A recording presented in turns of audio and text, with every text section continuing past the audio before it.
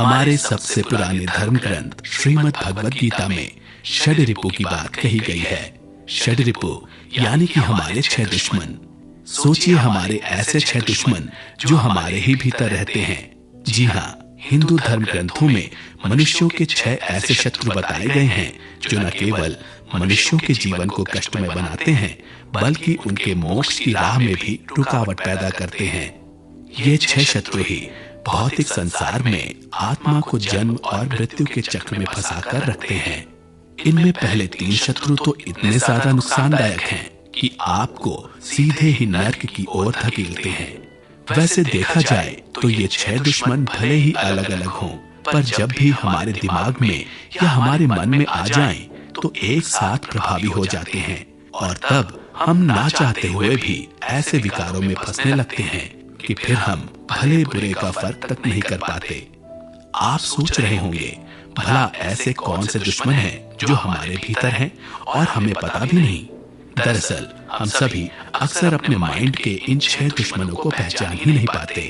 ये दुश्मन हैं काम यानी क्रेविंग या लस्ट, क्रोध यानी कि एंगर, लोभ यानी ग्रीड, मोह यानी अटैचमेंट, मद यानी एरोगेंस, मत्सर्य यानी जेलसी, जिसे ईर्ष्या भी कहा जाता है। तो चलिए आज की इस बाइट में हम इन्हीं 6 दुश्मनों के बारे में डिटेल में जानते हैं। हमारे मन मस्तिष्क का सबसे पहला शत्रु है काम। काम यानी हमारी डिजायर्स। काम के अंतर्गत सभी प्रकार की इच्छाएं आती हैं। ये इच्छाएं मनुष्य से जघन्य अपराध तक करवा लेती हैं। इच्छाएं मनुष्य को इस कदर भ्रमित कर देती हैं कि वो अपना भला बुरा भी नहीं सोच पाता, बल्कि वह इसके वशीभूत हो जाता है। अक्सर काम का मतलब वासना या सेक्स को मान लिया जाता है, मगर इसके साथ साथ हमारी ऐसी सभी इच्छाएं काम के अंदर शामिल हैं जिन्हें पूरा करने के लिए हम किसी भी हद तक जा सकते हों।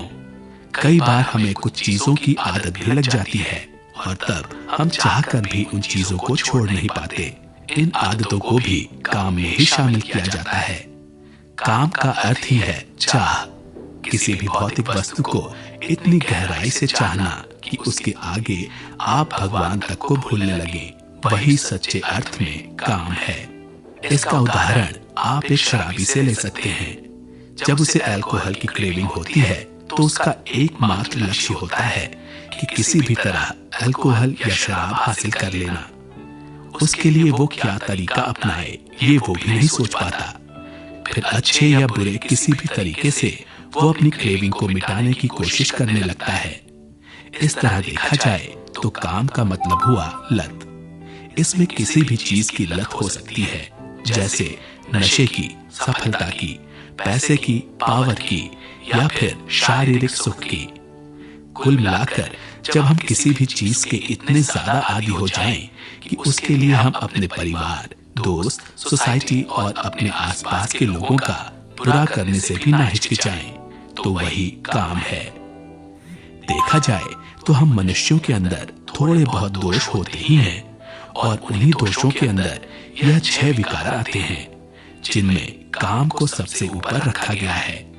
कुछ लोगों में काम की मात्रा ज्यादा होती है तो किसी में दूसरे विकारों की। मान लीजिए कोई सक्सेसफुल पर्सन सिर्फ इस बात में सुख पाता है कि वह अपने आसपास के सभी लोगों से हमेशा आगे ही रहे, हर काम में उसे ही सफलता मिले, भले ही इसके लिए उसे दूसरों के साथ कुछ भी बुरा क्यों न करना पड़े। तो यह भी एक तरह से काम ही है। यहाँ उस व्यक्ति के अंदर सक्सेस की क्रेविंग है। सफल होना बुरी बात नहीं है, मगर सफल होने के लिए आप क्या क्या तरीके अपनाते हैं इस पर गौर किया जाना चाहिए। अपनी किसी भी क्रेविंग को सेटिस्फाई करने के लिए आप किसी दूसरे व्यक्ति को नुकसान नहीं पहुंचा सकते। काम जब भी हमारे दिमाग पर हावी होता है तो हम इतना सोचने समझने की शक्ति भी खो देते हैं। इसीलिए काम को हमारे दिमाग का सबसे बड़ा दुश्मन बताया गया है। रामायण में शूर्पणखा का प्रसंग तो आपने सुना ही होगा। वो काम के वशीभूत होकर ही भगवान राम और लक्ष्मण के सामने विवाह प्रस्ताव लेकर पहुंची थी। उसके बाद जो भी परिणाम सामने आए वो काम के वशीभूत होकर लिए गए निर्णय की वजह से ही थे। तो आप समझ सकते हैं कि काम किस तरह मनुष्य के दिमाग को भटका देता है। इसके बाद दूसरा शत्रु है क्रोध। क्रोध यानी गुस्सा या फिर एंगर। गुस्सा तो हम सभी को आता है, मगर थोड़े बहुत गुस्से के बाद अगर हम उसे कंट्रोल कर लें तो वो हमारे दिमाग पर हावी नहीं हो पाता। मगर जब ऐसा नहीं होता तो क्रोध हमारा सबसे बड़ा दुश्मन बन जाता है। वैसे देखा जाए तो क्रोध भी काम से जुड़ा हुआ है। जब भी हमारी कोई डिजायर पूरी नहीं हो पाती या कोई काम हमारे मन मुताबिक नहीं हो पाता तो हमारे मन की जो स्थिति होती है वही क्रोध है। ऐसे समय पर हम अपनी प्रतिक्रिया को जिन उग्र भावनाओं के साथ व्यक्त करते हैं वही क्रोध है। क्रोध जब किसी मनुष्य पर हावी हो जाता है तो वह उसके सोचने समझने की क्षमता को खत्म करने लगता है। क्रोध में मनुष्य कई बार कुछ ऐसा भी कर जाता है जिसका उसे बाद में अफसोस भी होता है, लेकिन फिर बाद में अफसोस करने का कोई फायदा नहीं होता। इसका उदाहरण आप अपनी रोजमर्रा की जिंदगी से भी ले सकते हैं। मान लीजिए आप किसी टीम के लीडर हैं और आपका कोई टीममेट अचानक से बिना बताए छुट्टी कर चला गया या आपको इन्फॉर्म किए बिना अपना टास्क कंप्लीट किए बिना ही गायब हो जाए, तो आपका रिएक्शन क्या होगा? अगर तब आप गुस्से में आकर उसे अपनी टीम से निकाल देंगे तो उसमें किसका नुकसान होगा? जाहिर सी बात है आपके टीममेट का नुकसान तो होगा ही, मगर साथ ही साथ आपका भी नुकसान होगा। आपको न्यू टीम मेंबर ढूंढना पड़ेगा और फिर उसे टास्क समझाना पड़ेगा, जिसके लिए हो सकता है उसे ट्रेन भी करना पड़े। इस तरह इस पूरे प्रोसेस में आपका ही टाइम वेस्ट होगा। वहीं अगर आप ठंडे दिमाग से सोचकर अपने टीममेट की लीव का रीजन जानकर उसकी हेल्प करेंगे तो आपको इतनी परेशानी नहीं उठानी पड़ेगी और आप स्थिति को बेहतर तरीके से संभाल पाएंगे। आजकल के यंग जनरेशन में एंगर इश्यूज की प्रॉब्लम काफी देखने को मिलती है। छोटी छोटी बातों पर उन्हें गुस्सा आने लगता है। कई बार गुस्से में आकर वे ऐसा कदम तक उठा लेते हैं जिनका असर उनकी पूरी लाइफ पर पड़ जाता है। किसी के साथ झगड़ा करना, मारपीट करना, यह सब क्रोध की वजह से ही होता है। अगर कोई हमारे साथ बुरा बर्ताव भी करे और हम उसकी प्रतिक्रिया में क्रोध ना करते हुए समझदारी से और शांत भाव से परिस्थिति को संभालने का प्रयास करें तो उसके परिणाम काफी बेहतर हो सकते हैं। मगर जब क्रोध हमारे दिमाग पर छा जाता है तो हमें हर चीज बुरी ही दिखाई देती है, हर कोई गलत ही लगता है। ऐसे में सही निर्णय लेना, सही प्रतिक्रिया देना संभव नहीं हो पाता। क्रोध से बचने के लिए हमेशा एक बात ध्यान रखनी चाहिए, जो परिस्थितियां हमारे हाथ में नहीं हैं, उन्हें किसी भी तरह बदला नहीं जा सकता। इसलिए उन परिस्थितियों का सामना क्रोध से नहीं बल्कि शांत मन से करना चाहिए। रामायण में बाली और सुग्रीव का प्रसंग ये स्पष्ट करता है कि कैसे क्रोध के वशीभूत बाली ने अपने ही भाई सुग्रीव को अपना दुश्मन बना लिया था। ये कुछ पलों का क्रोध होता है, मगर इसका परिणाम सारी उम्र झेलना पड़ता है। क्रोध के बाद जो तीसरा दुश्मन है वो है लोभ। मनुष्य की कामना ही उसमें लोभ पैदा करती है और लोभ के वश में आकर मनुष्य चोरी और इसके जैसे ही कई पाप कृत्यों को अंजाम दे देता है। लोभ किसी भी मनुष्य को सांसारिक जीवन में उलझाता जाता है और वह इनसे मुक्त होने के बारे में कभी सोच ही नहीं पाता। लोभ किसी भी मनुष्य को सांसारिक जीवन में उलझाता जाता है और वह इनसे मुक्त होने के बारे में कभी सोच ही नहीं पाता। जब भी हम किसी भौतिक सुख को पाकर आनंद से भर जाते हैं और हमारे मन में इस आनंद को बार बार अनुभव करने की इच्छा होने लगती है तो वहीं लोभ पैदा होने लगता है। लोभ यानी कि लालच भी एक तरह से काम से ही जुड़ा हुआ है। काम का मतलब है किसी चीज की इच्छा करना, वहीं लोभ का मतलब है इस इच्छा की पूर्ति करने के लिए और ज्यादा पाने की चाहत रखना। लोभ का अंत आसानी से नहीं होता क्योंकि हमारी इच्छाओं की सीमा कभी खत्म नहीं होती। इन्हीं असीमित इच्छाओं की पूर्ति करने के लिए हम लगातार कोशिश करते रहते हैं। इसी तरह धीरे धीरे और ज्यादा पाने की चाहत बढ़ने लगती है। यही तो लोभ है। जरूरी नहीं कि लोभ धन संपत्ति या रुपए पैसे को लेकर ही पैदा हो। किसी भी भौतिक वस्तु के लिए हमारे मन में लोभ पैदा हो सकता है। लोभ के वशीभूत होकर हमारी मानसिक दशा कुछ ऐसी हो जाती है कि हम ये तक नहीं देख पाते कि हमारी आवश्यकता की पूर्ति करने वाले साधन हमारे पास उपलब्ध हो चुके हैं। कई बार पर्याप्त मात्रा में साधनों की उपलब्धि होने पर भी ज्यादा पाने की चाहत बनी रहती है और यही चाहत हमारे मन में लोभ को बढ़ाती है। ऐसे में जरूरी है कि हम अपनी आवश्यकता को पहचानें और यह निश्चय करें कि किसी भी भौतिक साधन को जुटाने के लिए हम सिर्फ अपनी आवश्यकता को प्राथमिकता देंगे। जहां आवश्यकता समाप्त हो जाए वहां साधनों को जुटाना भी बंद कर देना चाहिए।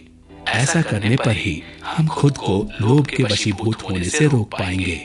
रामायण में जब सीता माता स्वर्ण मृग को पाने का लोभ करती हैं, तो उन्हें भी कितनी परेशानियों का सामना करना पड़ता है। इसीलिए हमेशा ध्यान रखना चाहिए कि हमारा मन मस्तिष्क लोभ से मुक्त रहे। इसके बाद हमारे मन मस्तिष्क का जो अगला दुश्मन है वो है मोह।